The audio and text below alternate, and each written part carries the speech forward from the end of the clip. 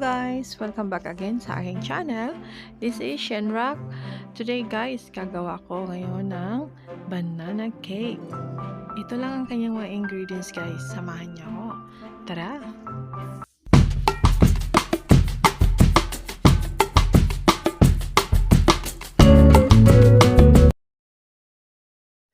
Okay guys, ayan. Babalatan na natin ang ating banana. Pag may sira guys, tanggalan na lang din natin. Ayan. We have a 2 big banana guys. Okay? Then gamitan natin ng fork. I-smash natin. Ayan. Hanggang sa maging soft siya lahat. Guys, dahan-dahan lang yung pag-press natin.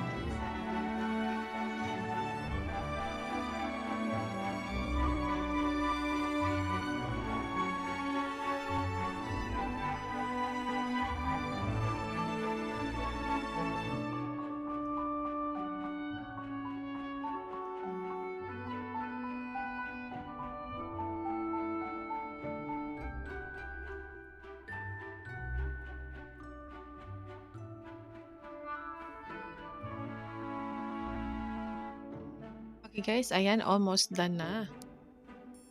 Ayan. And then guys, isisit aside muna natin itong ating na-smash na banana. Ayan, itong ating flour.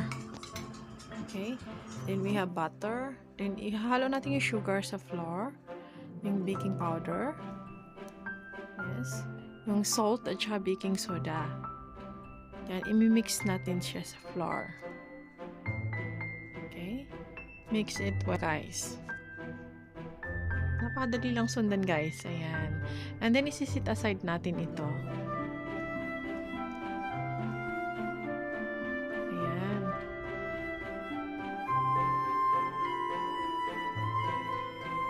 And then, yung ating na-smash na banana, guys.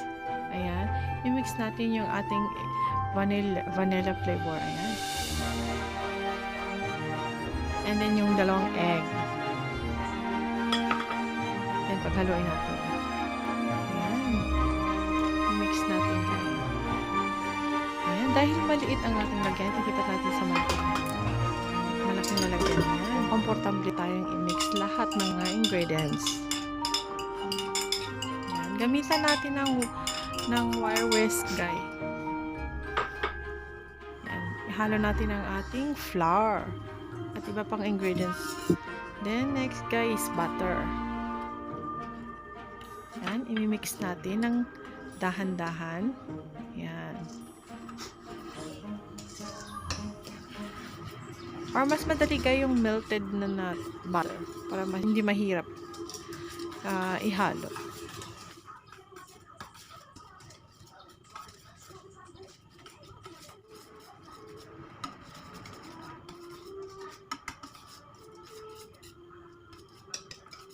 Okay guys, almost done na ang pagmimix natin ng ating mga ingredients sa ating banana cake.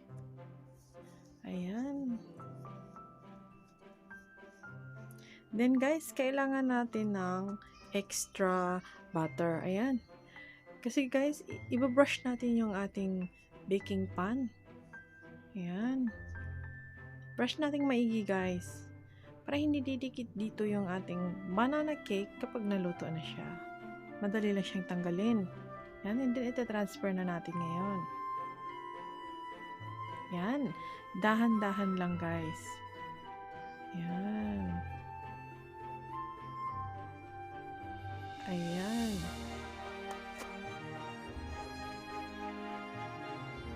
Okay. Almost done. Then ita-transfer. Ilalagay na natin sa ating oven. Yung oven natin guys, nakasit siya ng 160 degree. Ayan. 20 to 25 minutes ang baking nito guys.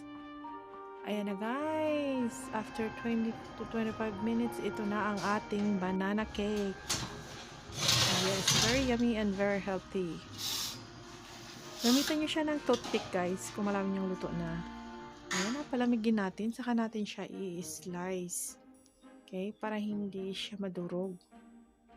Tadang! Ito na ang ating banana cake. Very yummy and very healthy. Thank you guys. Don't forget to subscribe my channel.